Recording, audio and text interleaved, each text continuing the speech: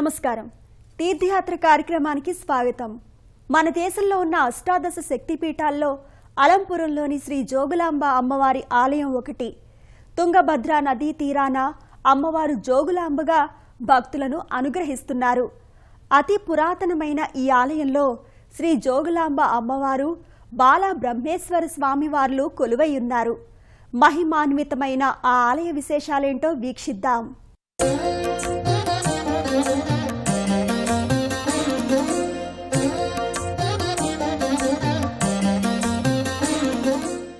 లంకాయాం శాంకరీదేవి కామాక్షి కాంచికాపురే ప్రద్యుమ్నే శృంఖలాదేవి చాముండి క్రౌంచపట్టనే అలంపుర్యాం జోగులాంబ శ్రీశైలే భ్రమరాంబిక కొల్హాపురే మహాలక్ష్మి మహురే ఏకవీరిక ఉజ్జయిన్యాం మహాకాళి పీఠ్యాంచ పురుహూతిక ఓఢ్యాణే గిరిజాదేవి మాణిక్యా దక్షవాటికే కురుక్షేత్రే కామరూపి ప్రయాగే మాధవేశ్వరి జ్వాలాయాం వైష్ణవీదేవి గయే మాంగళ్య గౌరిక వారణాస్యం విశాలాక్ష్మి కాశ్మీరే తు సరస్వతి అష్టాదశేషు పీఠేషు శక్తయో ముని సంస్థుతః అంటూ అష్టాదశ శక్తుల నామస్మరణతో పునీతమవుతున్న పుణ్యక్షేత్రం అలంపురం.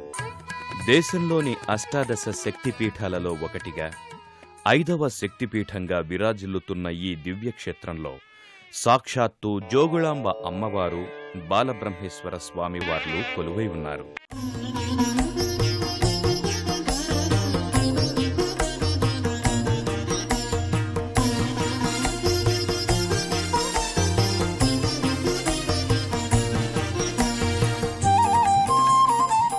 విశృంఖల అనే పేరుతో విరాజిల్లుతున్న ఈ జోగులాంబ అమ్మవారు కొలువై ఉన్న అలంపురం క్షేత్రం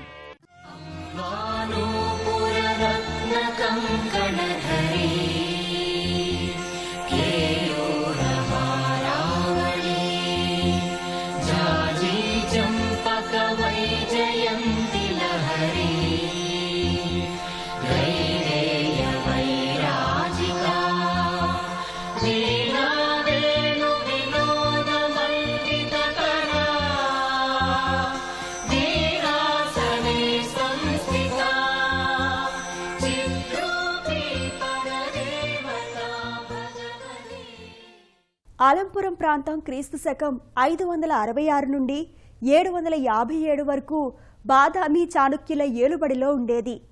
అనంతరం అనేక మంది రాజులు ఈ క్షేత్రాభివృద్ధికి విశేషంగా కృషి చేశారు. అలంపురంలోని అమ్మవారి పీఠం అష్టాదశ శక్తిపీఠాల్లో 5వ శక్తిపీఠంగా విరాజిల్లుతోంది. ఇక్కడ అమ్మవారు రౌద్ర స్వరూపిణి.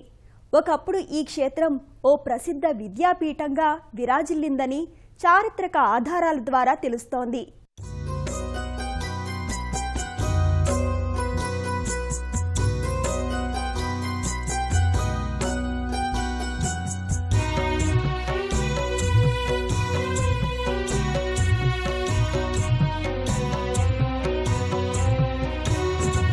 మేలుకో దుర్గమ్మ మేలుకో మాయమ్మ తెలి మంచు కురిసేను మేలుకొనుమా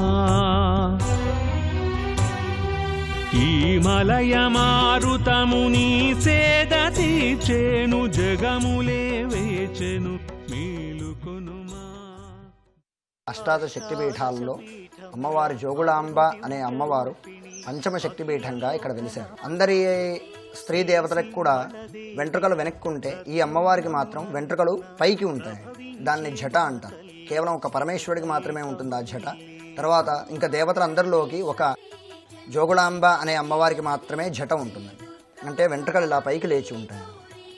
ఆ వెంట్రుకల్లో బల్లి, తేలు, కపాలము, గుడ్లగూప ఈ 4 వీటితో పాటు అమ్మవారి ఆసనం శవాసనం ఈ పంచ కలిసి ఉంటాయి. పరమేశ్వరుడు ఎక్కువ కాలము శ్మశానవాసి కాబట్టి ఆ పరమేశ్వరుడితో పాటు ఉండే అమ్మవారి అన్ని శక్తులలోకి ఒక్క జోగులాంబ అనే శక్తి ఒకటే కాబట్టి అమ్మవారు ఈ శ్మశానానికి సంబంధించిన చిహ్నాలను ధరించి ఉంది. పూర్వం ఈ ప్రదేశంలో బ్రహ్మదేవుడు తపస్సు చేసి శివలింగాన్ని ప్రతిష్ఠించుట వలన ఆ లింగానికి బ్రహ్మేశ్వరుడు అనే పేరు వచ్చింది. ఇతర క్షేత్రాలకు భిన్నంగా ఇక్కడ అనేక బ్రహ్మమూర్తులు దర్శనమిస్తాయి.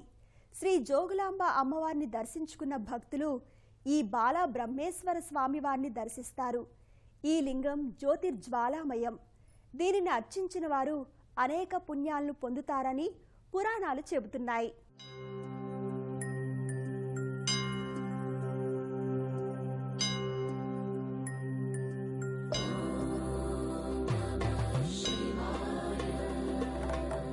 గోపాదంచే తొక్కబడినట్లుగా ఉన్న బాలబ్రహ్మేశ్వర స్వామి లింగరూపం భక్తులలో భక్తిభావాన్ని పెంచుతుంది. లింగ శిరోభాగం దోసిలి వలె గుంటలు పడి ఉంది. సిద్ధులచే మంత్రౌషధ సంస్కారాలను పొంది బాలబ్రహ్మేశ్వరుడు తనను సేవించిన భక్తులకు సర్వ ఐశ్వర్యాలు ఇస్తాడని భక్తులు చెబుతారు.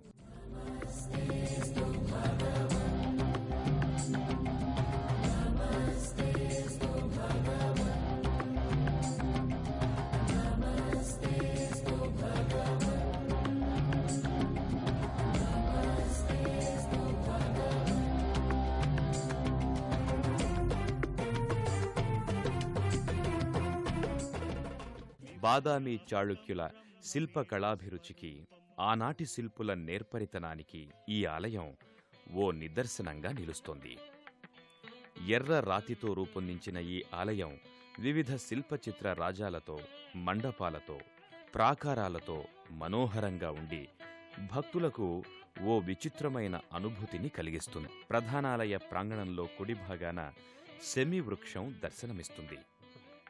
ఈ శమీ వృక్షానికి సమీపంలో శమీశ్వరుడి ఆలయం దర్శనమిస్తుంది. భక్తులు ప్రధానాలయంలోని 2వ మండపంలోకి చేరుకుంటారు.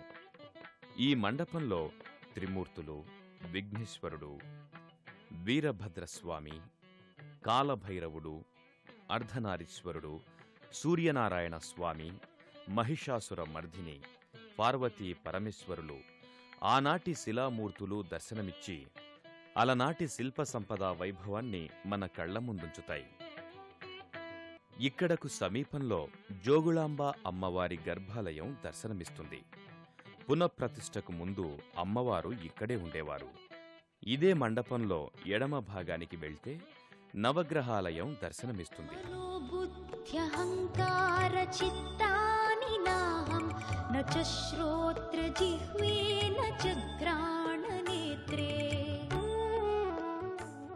గర్భాలయంలో ఎడమ భాగాన పార్వతీ అమ్మవారి దివ్యమంగళ శిలారూపం దర్శనమిస్తుంది. గర్భాలయం ప్రాంగణమంతా ప్రాచీనత్వానికి వేదికలా దర్శనమిస్తుంది. ప్రాచీనమైన రాతి స్తంభాలతో నిండి ఉన్న గర్భాలయం చుట్టూ ఒకవైపున సైకత గణపతి శిలారూపం దర్శనమిస్తుంది. ఇసుకతో చేసిన ఈ గణపతి విగ్రహం దాదాపు శిథిలావస్థకు చేరుకుంది. అలాగే గర్భాలయం చుట్టూ ఇంకొంచెం ముందుకు వెళితే ప్రదోషమూర్తుల రూపంలో ఉన్న పార్వతీ పరమేశ్వరుల శిలారూపాలు దర్శనమిస్తాయి. ఇదే ప్రాంగణంలో ద్విసింహవాహిని దుర్గామాత దర్శనమిస్తుంది. ఇంకొంచెం ముందుకు వెళితే హరిహరాత్మక రూప జ్వాలా నరసింహస్వామి, ఉగ్ర నరసింహస్వామి వార్ల శిలామూర్తులు దర్శనమిస్తాయి. అలంపురం దేవాలయాలను రససిద్ధుడు కట్టించాడని పురాణాల ద్వారా అవగతమవుతోంది. కాశీ విశ్వేశ్వర స్వామి ప్రేరణచే ఈ క్షేత్రానికి వచ్చిన సిద్ధుడు క్షేత్ర పాలకుల గురించి తపస్సు చేశాడట. బ్రహ్మేశ్వరుడు తలపై నుండి శ్రీ జోగులాంబ నోటి నుండి గణపతి నాభి నుంచి రసమును ఇచ్చారట. కొన్ని రసతంత్ర గ్రంథాల్లో క్షేత్ర ప్రస్తావన ఉంది. ఇక్కడున్న నవబ్రహ్మ ఆలయాలను సైతం బాదామి చాళుక్యరాజైన 2వ పులకేసి నిర్మించినట్లు చారిత్రక ఆధారాల ద్వారా తెలుస్తోంది. దక్షిణ కాశీగా పేరు ప్రఖ్యాతులు పొందిన ఈ ఆలయమంతా బాదామి చాళుక్యుల శిల్పకళాభిరుచిని ప్రతిబింబిస్తుంది. ఈ ఆలయంలోని ప్రధాన ద్వారం సమీపంలో కామాక్షి అమ్మవారి ఆలయం దర్శనమిస్తుంది.